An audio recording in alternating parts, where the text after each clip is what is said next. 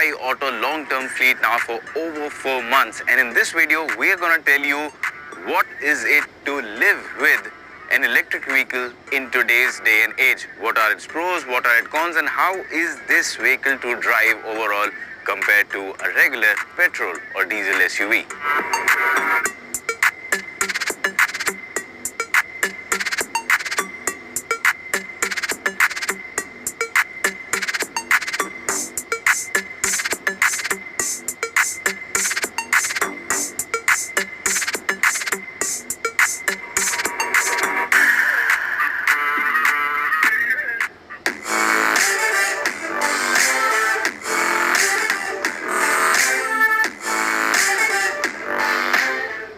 But before we go ahead and tell you more about the performance of this vehicle, let's get the design and the cabin out of the way. Now quickly, when you compare it to a regular Nexon, well, it does not look starkly different. However, you can find those changes.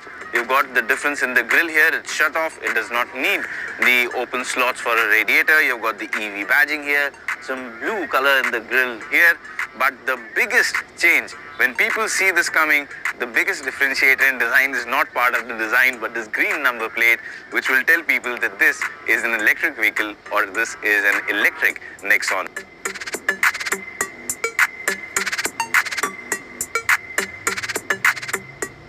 Speaking of the interiors of the Nexon EV, well, how different is it from the regular Nexon?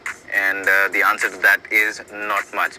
There are some subtle differences. You will find these blue theme things, the blue accents around the instrument cluster and the air conditioning vents, also near the drive selector, but that's about it. And how is it to look at? Well, it's a regular Nexon cabin and I think it looks good. It's a well appointed interior, looks and appears to be solidly built.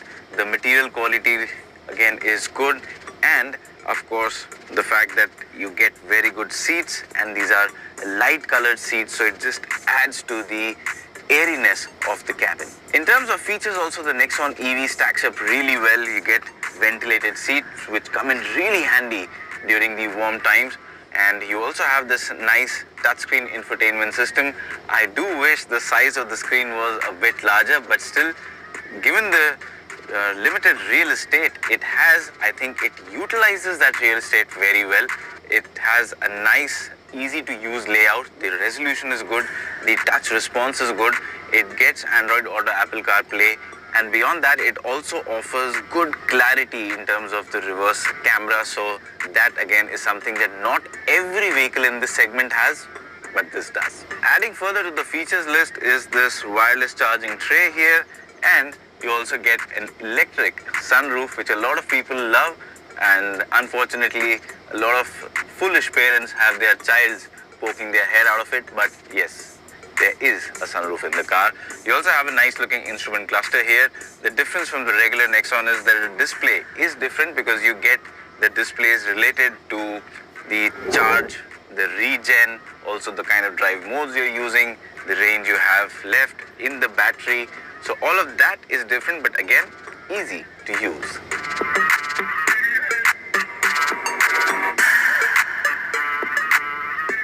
At the back also, the space remains unchanged from the regular Nexon, and I think that's a good thing because the Nexon has been a spacious vehicle right from the start. You get good knee room, leg room, head room. Overall, the seat bench too is pretty comfortable, and it does come up as a nice family car. So while this is all great inside the cabin, there are a bit of flaws as well. One of them being the fact that there is no cup holder in the center console.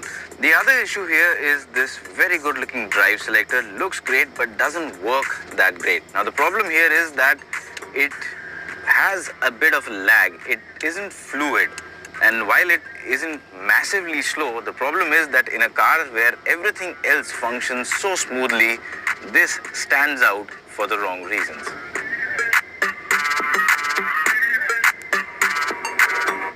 Now before we go ahead, if you've made it so far, you're liking this video, so please hit that subscribe button and click that little bell icon so that all our future videos can come to you.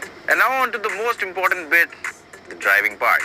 So the Nexon EV comes with a 40.2 kilowatt-hour lithium-ion battery, and it gives you a claimed range of 453 kilometers, but that's the claim. We are here to find out what's the truth. Now, after more than 4 months of testing, I can tell you one thing clearly, that the real world range is nowhere close to the claimed range. But that doesn't mean that it's not a good EV or it's not usable, because the real world range itself is quite impressive. What you can expect is about 300 kilometers on a single charge. Now, I've been driving this car in Delhi, and like I said, for over 4 months. Now it has started getting really hot during the days in summertime. But before that, I wasn't using AC that frequently, so at times I've even got marginally over 300 on a single charge, driving it in city primarily.